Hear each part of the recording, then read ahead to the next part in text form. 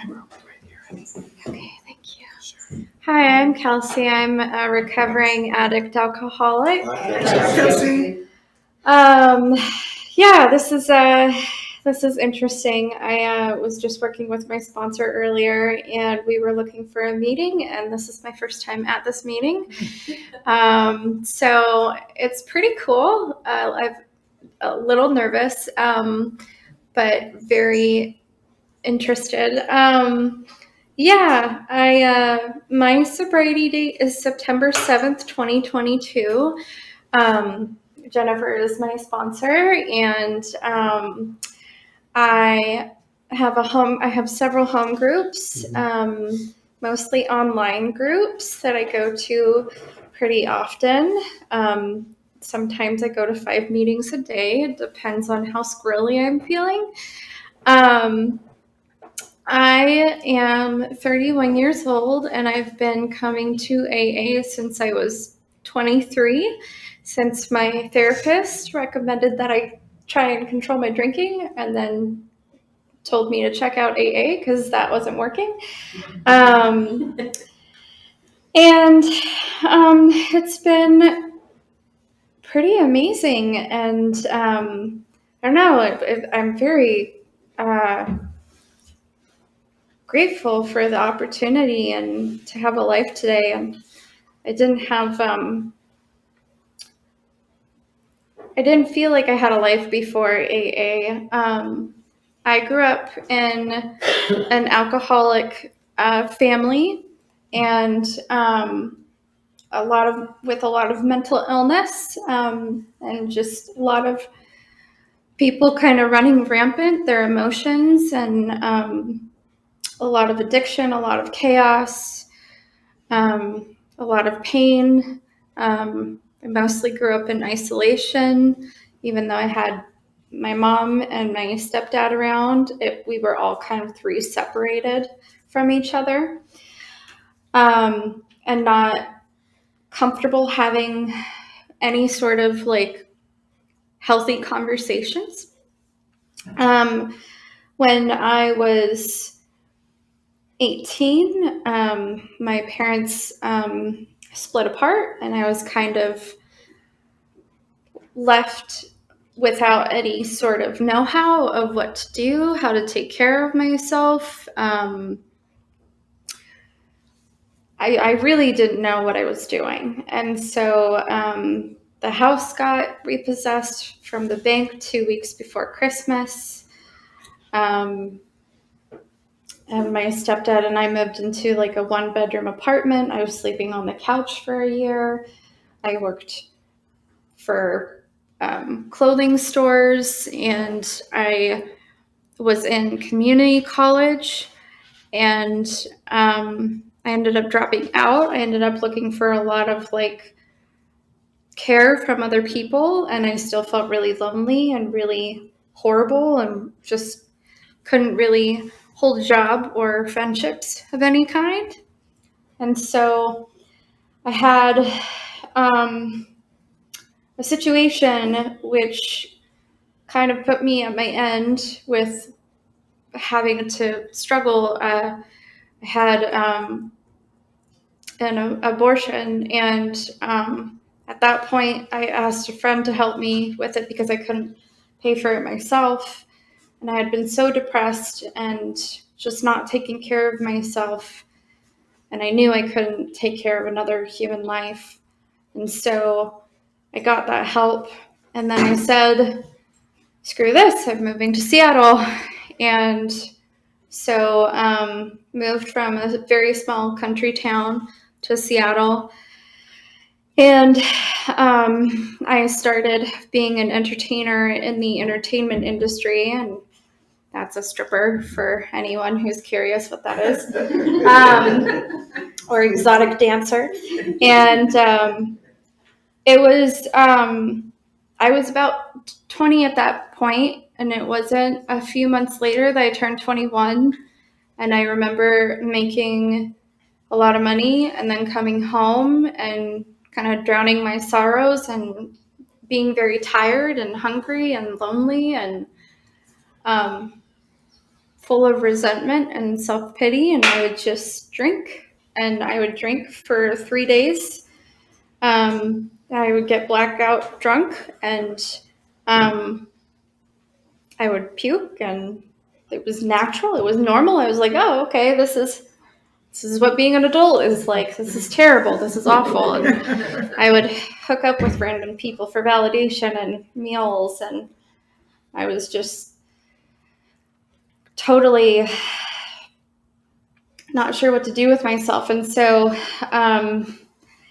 it wasn't until two years later of repeatedly doing that, putting myself in unsafe situations with people I didn't know, that I went into therapy, and I wanted to kill myself. And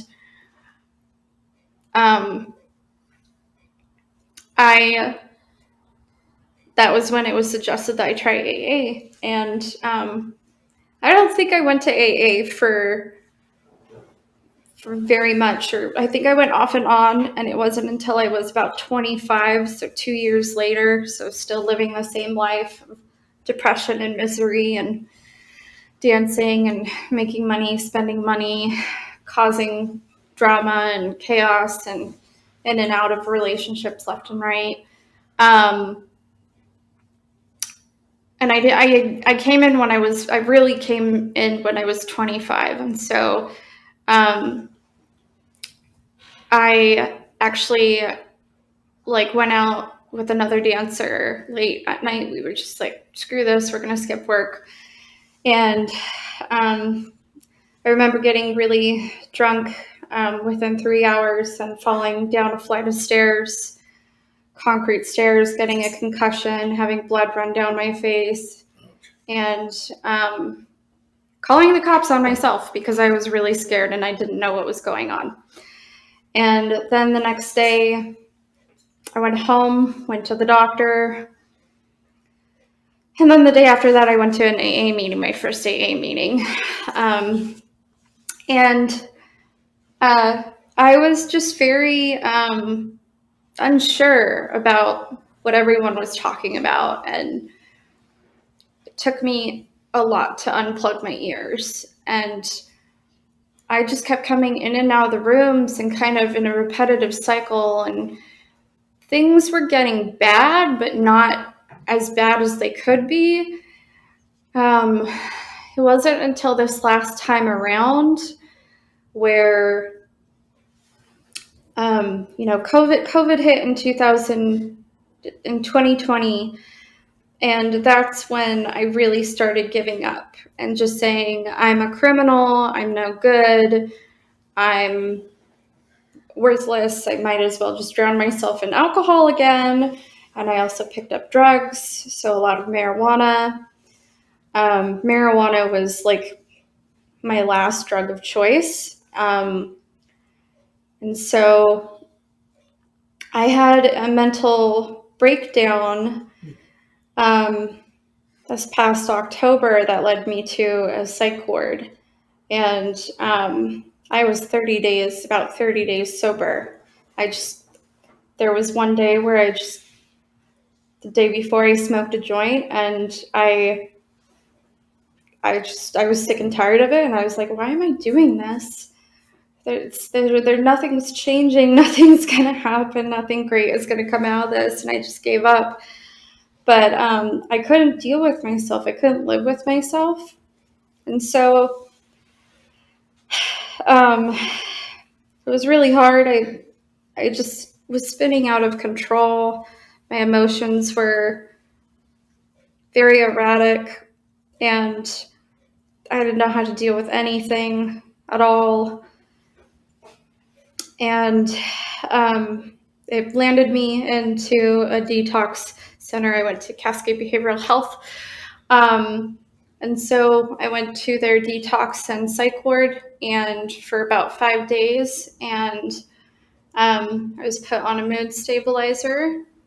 And then about a month later, I got off that mood stabilizer, and I realized I was right back where I was, and I said, I don't know what to do. I'm going to go to an AA meeting. And so I logged on to the computer and I just started going left and right. I was like 90 days sober at this point, about that ish, maybe 60. And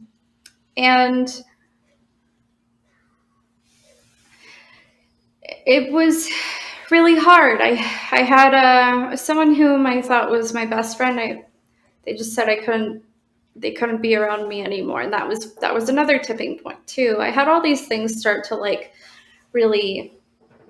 I started to sit and I started to notice that like the common denominator was me, and that my situations weren't improving. It wasn't anything that was around me. It was myself and how I was carrying myself through the world. And so I started listening to what people start saying in the meetings. Things like keep it simple, first things first, one day at a time. Really like things that like I had heard before, but I never really truly understood what they were saying. I think I was so self-centered and so absorbed in myself that I just didn't know, hadn't gotten to that place of that emotional bottom, pain and misery, to really truly feel the devastated blow of my ego. And I'm glad that I can say I've reached that point, and that I do have like a sliver of humility today, because the other things that I've heard are like, how do we do the program? Honesty, open-mindedness, and willingness. And so that's something that I wasn't realizing I didn't have. I thought I was like so smart and just knew everything. And it really took me to come back and say, like, I don't know anything. Like, I don't know as much as I think I do. And I still kind of say that today at almost 6 months sober. I'll have 6 months on the 7th.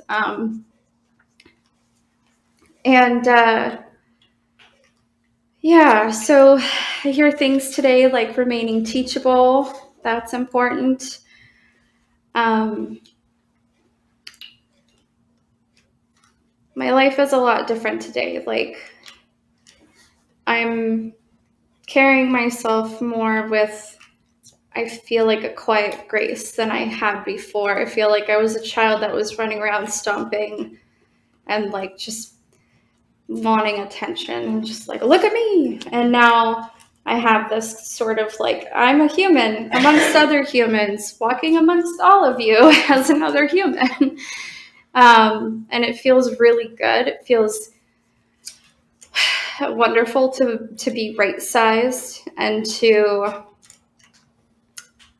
really understand that I'm just human and that I've made mistakes, but I also have what we call a fatal and ill progressive illness, and that if I don't keep coming back, things will just get worse. That one of the things that I never thought I would do that I ended up doing in 2020 was drinking, drugging, and driving. That was like something that I'm still working on not feeling shame about today. And now I can like drive safely on the road, and I just get from point A to point B. And I accept the moments in between when I'm not doing anything as just like a breath of fresh air, just like, instead of trying to fill every time, space, and gap with like some sort of activity, which they do tell us to do in AA. I'm still learning a lot, so now I feel like I'm just trying to pull stuff out of my butt. Sorry. I feel like I'm rambling. So, yeah, I guess